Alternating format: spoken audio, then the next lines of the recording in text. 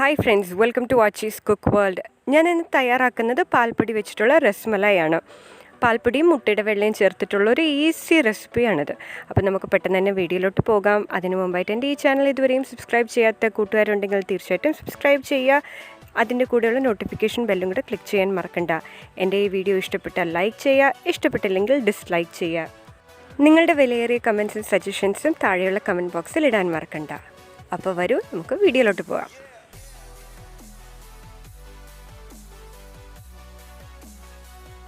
ഞാനിവിടെ 1 കപ്പ് പാൽപ്പൊടിയാണ് എടുത്തിട്ടുള്ളത്.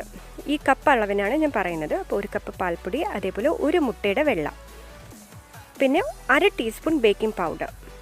അപ്പോൾ ഒരു ബൗളിലോട്ട് നമുക്ക് ഈ 3 ഇൻഗ്രീഡിയൻസും കൂടെ ആദ്യം മിക്സ് ചെയ്തെടുക്കാം.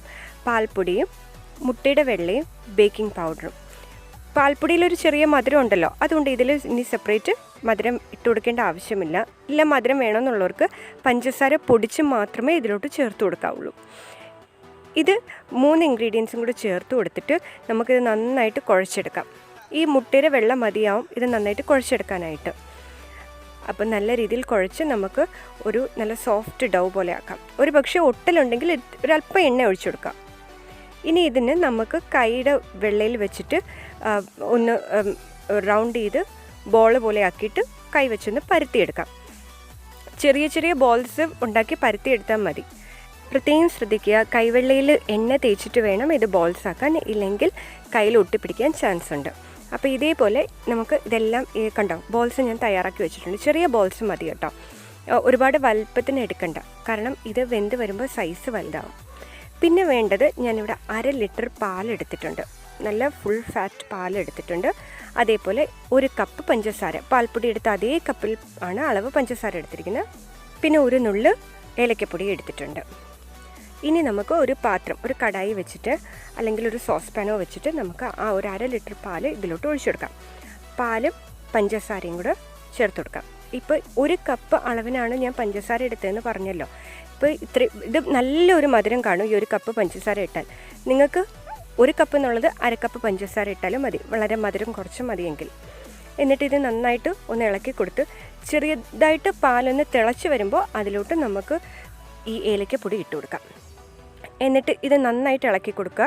പാൽ നല്ല രീതിയിലൊന്ന് തിളച്ച് വരണം, തിളച്ച് പൊങ്ങി വരണം.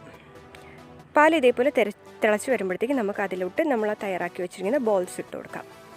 ഈ ബോൾസ് ഇടുമ്പോൾ നിങ്ങൾക്ക് തന്നെ കാണാൻ പറ്റും, പെട്ടെന്ന് തന്നെ ഈ ബോൾസ് വലുതാവാൻ തുടങ്ങും. അതുകൊണ്ടാണ് കുഞ്ഞു കുഞ്ഞു ബോൾസ് ഉണ്ടാക്കി ഇടണമെന്നും ഞാൻ പറഞ്ഞത്.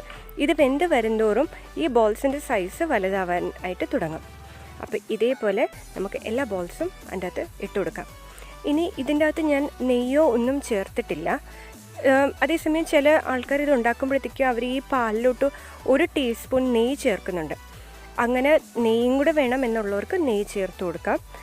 1 ടീസ്പൂൺ നെയ്യ് ഒഴിച്ചു കൊടുക്കാം ഈ പാലിലോട്ട് തന്നെ. അപ്പോൾ ഇതേപോലെ ഇടയ്ക്കിടയ്ക്ക് ഒന്ന് ഇളക്കി കൊടുക്കുക. ഇളക്കി കൊടുത്തില്ലെങ്കിൽ ഈ പാല് ഇതെല്ലാം കൂടെ ഒന്ന് ചിലപ്പോൾ ചെറിയ രീതിയിലൊന്ന് അടുക്കി പിടിക്കാൻ ചാൻസ് ഉണ്ട്. അപ്പോൾ ഇത് മീഡിയം ഫ്ലെയിമിൽ വെച്ചിട്ട് വേണം ഇതേപോലെ വേവിക്കാനായിട്ട്. കണ്ടോ, ഞാൻ പറഞ്ഞില്ലേ ബോൾസിൻ്റെയൊക്കെ സൈസ് വലുതായത് കണ്ടോ. അപ്പോൾ ഇതേപോലെ ഇളക്കി കൊടുത്തിട്ട് ഓരോ പ്രാവശ്യവും ഈ ബോൾസ് തിരിച്ച് ഇട്ട് കൊടുക്കാം. ഓരോ സൈഡും തിരിച്ച് ഇട്ട് കൊടുത്ത് വേണം ഈ പാലൊന്ന് ഇളക്കി കൊടുക്കാൻ. അപ്പോൾ പാല് നല്ല രീതിയിലൊന്ന് വറ്റി ഒന്ന് കട്ടിയാവും ഈ പാലെന്ന് പറയുന്നത്. ഈ പാൽപ്പൊടിയുടെയും ആ മുട്ടയുടെ വെള്ളം എല്ലാം കൂടി ചേർന്നിട്ട് പാലും ഒരു ചെറിയ കട്ടിയാവും. ഇത് നല്ലൊരു കളറിലായി കിട്ടും. കുങ്കുമപ്പൂ ഉള്ളവർക്ക് കുങ്കുമപ്പൂവും ഇതിൽ ചേർത്ത് കൊടുക്കുക. അപ്പോൾ ഒരു മഞ്ഞ കളർ കിട്ടും. ഞാൻ ഇതിൽ വേറെ പ്രത്യേകിച്ച് കളറൊന്നും ചേർക്കുന്നില്ല. മഞ്ഞ കളർ വേണമെങ്കിൽ നിങ്ങൾക്ക് ഫുഡ് കളറും ചേർത്ത് കൊടുക്കാം. അപ്പോൾ ഇത് നല്ല രീതിയിൽ ഇങ്ങനെ ഇളക്കി കൊടുക്കുക. ഞാനിപ്പോൾ ഒരു 20 മിനിറ്റായി വളരെ മീഡിയം ഫ്ലെയിമിൽ വെച്ചിട്ട് ഞാനിത് വേവിച്ച്. കണ്ടോ, എനിക്കിത് നല്ല തിക്കായിട്ട് വന്നിട്ടുണ്ട്. ഇനി ഇത് സെർവ് ചെയ്യാം. അപ്പോൾ രസ്മലായി തയ്യാറായിട്ടുണ്ട്. ഇതിന് മുകളിൽ ഞാനിപ്പോൾ അണ്ടിപ്പരിപ്പാണ് ഇട്ടിട്ടുള്ളത്.